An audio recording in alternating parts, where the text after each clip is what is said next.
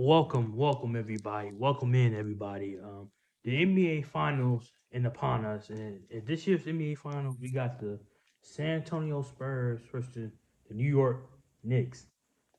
This is a rematch from the 1999 NBA Finals, which the Spurs won four games to one.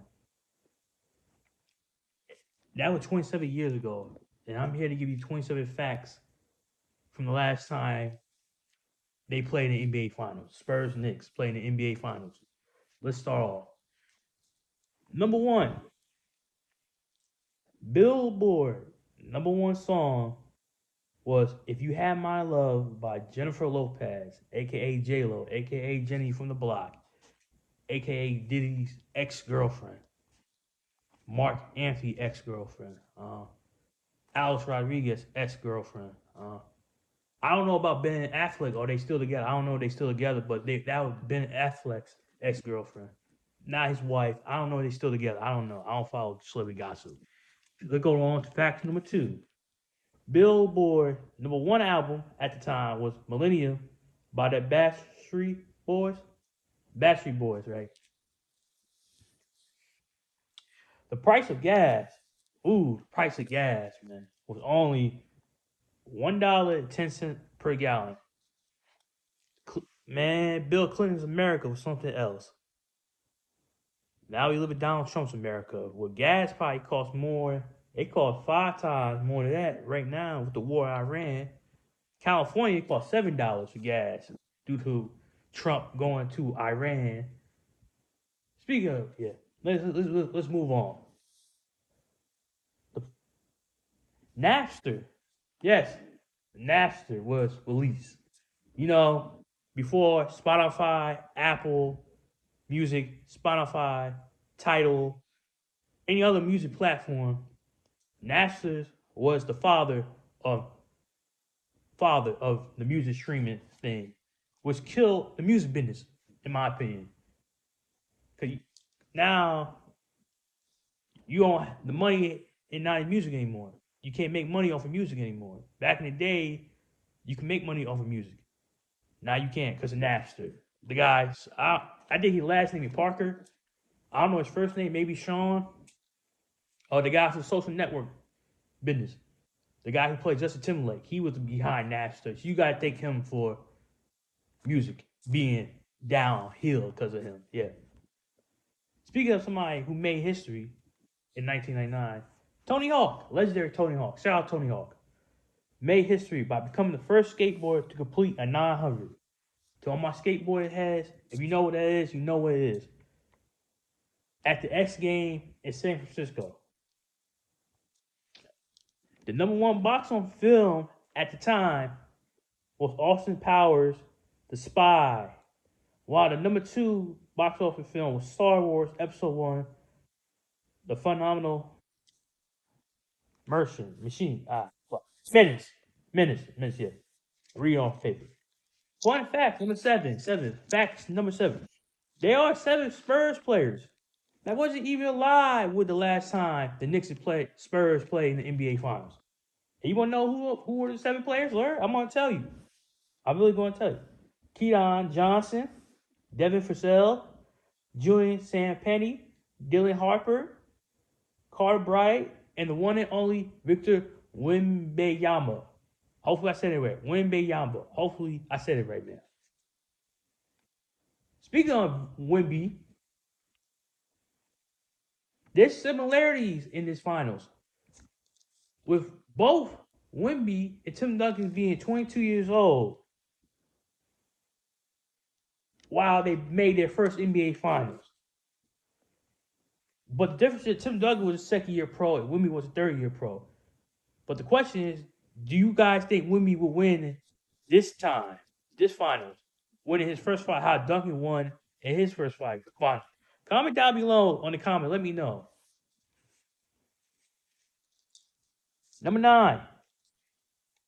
Speaking of the first picks of the NBA draft was Elton Brand by Chicago Bulls. The NFL draft, the first pick was Tim Couch, quarterback Tim Couch from the Cleveland Browns.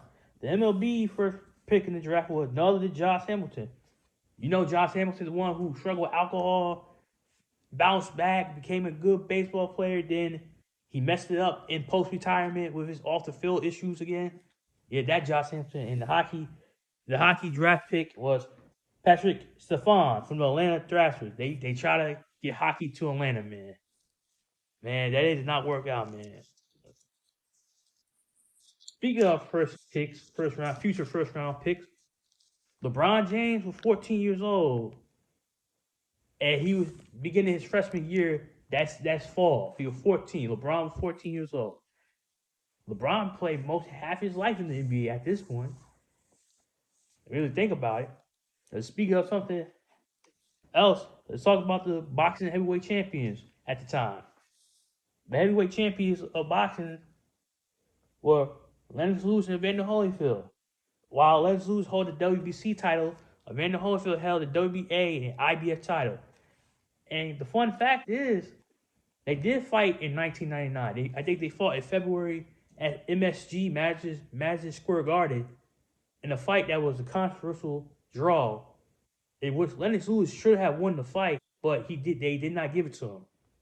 It was so bad, the decision, the score, that Mayor Giuliani called out one of the judges. Mayor Giuliani, Trump's best friend, the guy who wore dresses. Move on. Number 12.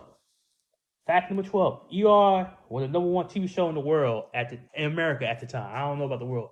The show ER. If you know ER, I don't really know the show. I was a little young pup myself. Guess what? Number 13.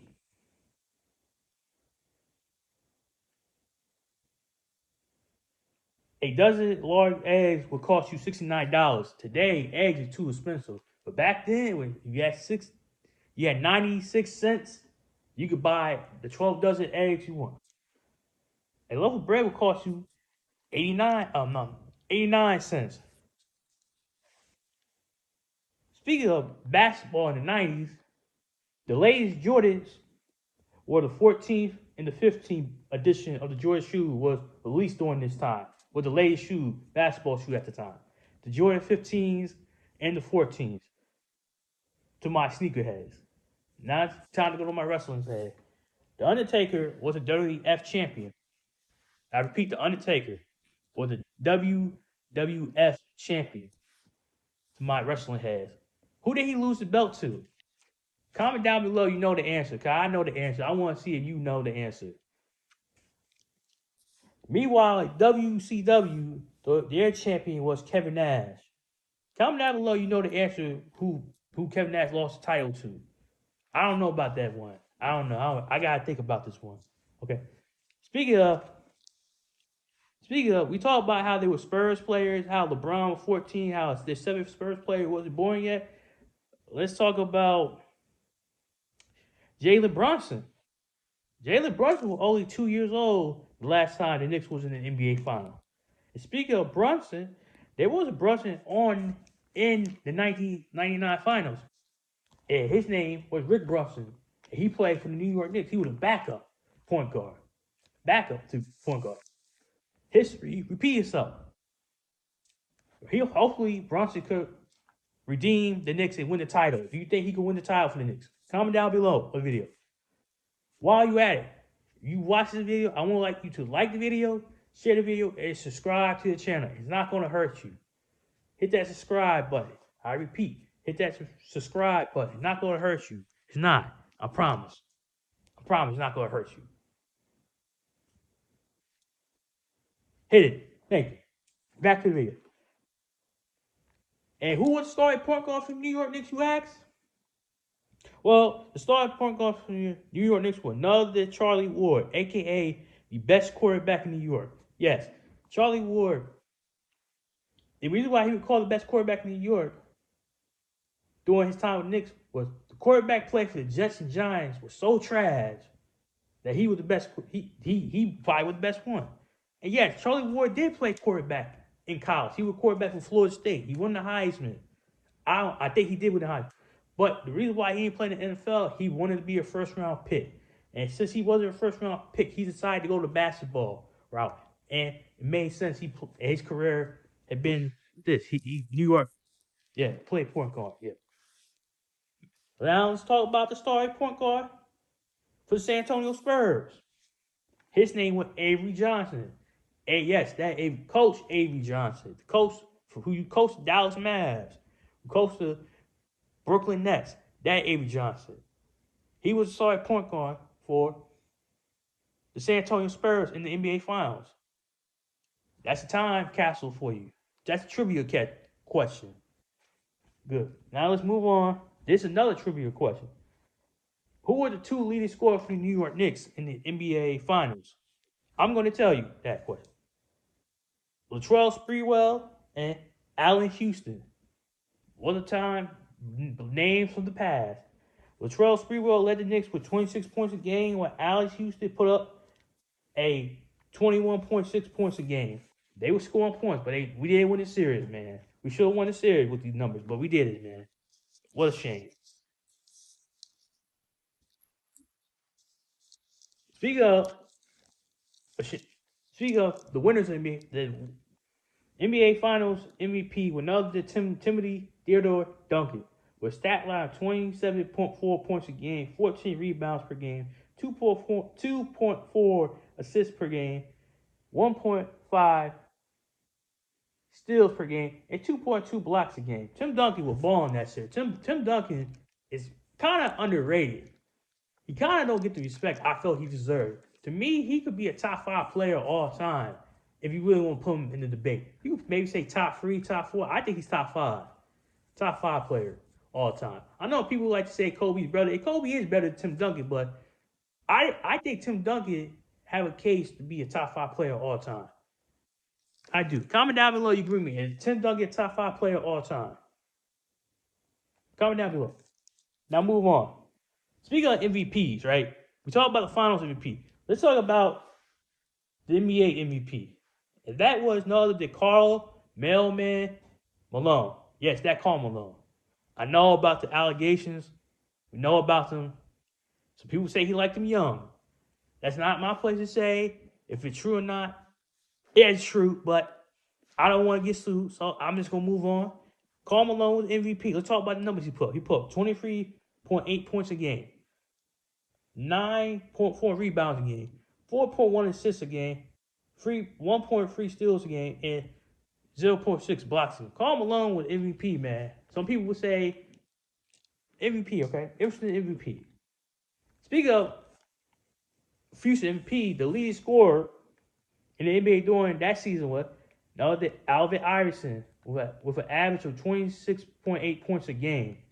AI was balling, man. AI, you say what you want to say about him. He could score. He was a scorer, man. He was a true scorer, a certified bucket. Now let's move on to the Rookie of the Year.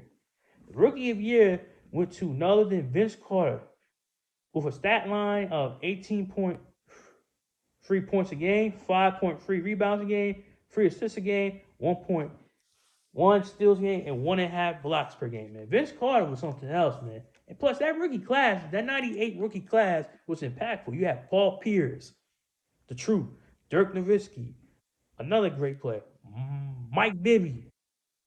Mike Bibby would help play. Jason Williams, White Chocolate, man. White Chocolate. There was a lot of great players in that draft class, man. Shout out to the 98 draft class. Shout out.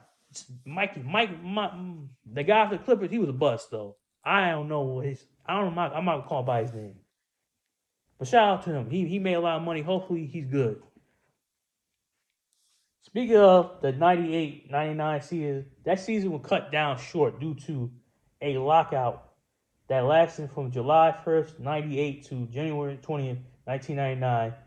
It was cut down from 82 games to 50 games. Players had to get their money. They were collective bargaining disagreement. They figured it out. History made. Now, the last important fact. The 1999 NBA Finals were aired on NBC. Yes, the NBC, that is, we on, the NBA is back on now. With Bob Costas and Doug Collins calling the game, while Hannah Storm was the host of the studio show with Isaiah Thomas, Bill Walton, and Pierre Vaselli as the studio analyst, while Ahmad Rashad, Michael Jordan's best friend, the, the man with so much personality, Ahmad Rashad, former NFL player, and Jim Gray from Showtime Boxing, called at Soundlight Reports, man. These are the facts, interesting facts, since the last time Spurs and Knicks played in the NBA final.